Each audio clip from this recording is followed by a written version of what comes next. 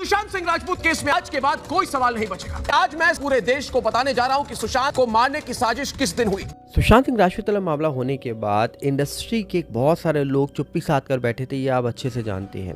बहुत सारे लोगों ने कहा जा रहा है कि सुशांत मामले में सच सामने लाने की कोशिश करी।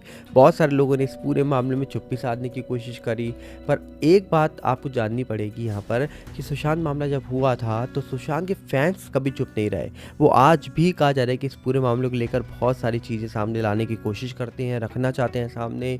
बहुत सारे सुशांत के फैंस ने भैया सोशल मीडिया पर वो चीज़ें शेयर करी जो शायद लोग न सोच पाते, कभी न समझ पाते और ये मामला कब का बंद हो जाता।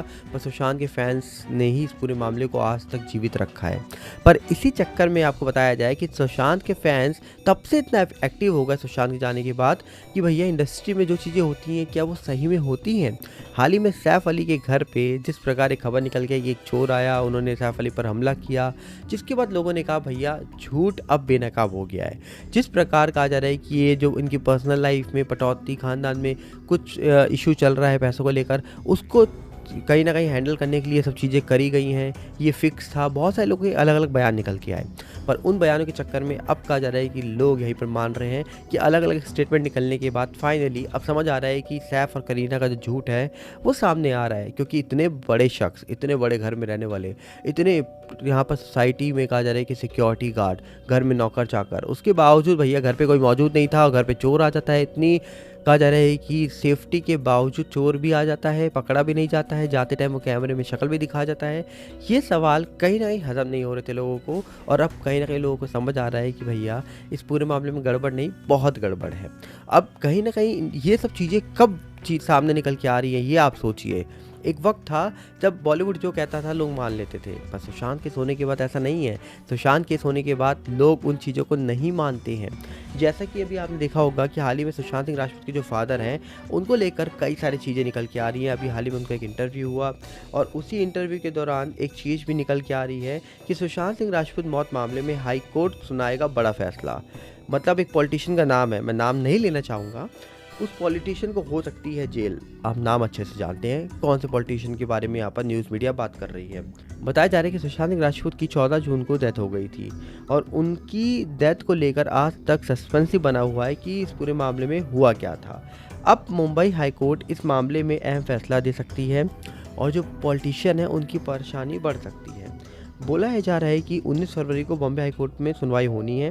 अब कुछ लोग ये दावा कर रहे हैं कि 19 फरवरी निकल गई है, सुनवाई नहीं है, 27 तारीख को होगी, ऐसा दावा किया जा रहा है। तो इस सुनवाई के दौरान कहा जा रहा है कि मांग की जा रही है कि उस पॉलिटिशियन को गिरफ्तार किया जाए, नार्को टेस्ट हो, पूछताछ की जाए और कहीं ना कहीं इस पूरे मामले का सच सामने निकल के आए। क्योंकि इस सच के बारे में जो चीज़ें पिछले कई टाइम से लोग जानना चाहते हैं, जो चीज़ें बताई जा रही है इस पूरे मामले को लेकर, उसमें बहुत ही गहरे और बहुत ही बड़े सवाल छुपे हुए हैं। सुशांत सिंह राजपूत के पिता के सिंह और उनके परिजन का कहना है कि सुशांत सिंह राजपूत कभी गलत कदम उठा ही नहीं सकते, वो ऐसा इंसान था ही नहीं। सुशांत सिंह राजपूत की मौत पर उनके पिता के सिंह ने कहा, मौत से 3-4 दिन पहले सुशांत घर आया था और ऐसा कुछ था ही नहीं।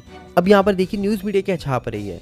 न्यूज़ मीडिया कह रही है कि सुशांत सिंह राजपूत की मौत पर उनके पिता के सिंह का बड़ा बयान, मौत से 3-4 दिन पहले सुशांत घर आया था। 3-4 दिन पहले घर आया था, ये तो हमने बात पहली बार सुनी है। न्यूज़ मीडिया क्या छाप रही है। चलिए आगे बढ़ते हैं। बताया जा रहा है कि ऐसा कुछ नहीं था इस मामले में, जो हकीकत है, जो दोषी है, उम्मीद है सब सामने आएगा, कोर्ट से न्याय मिलेगा।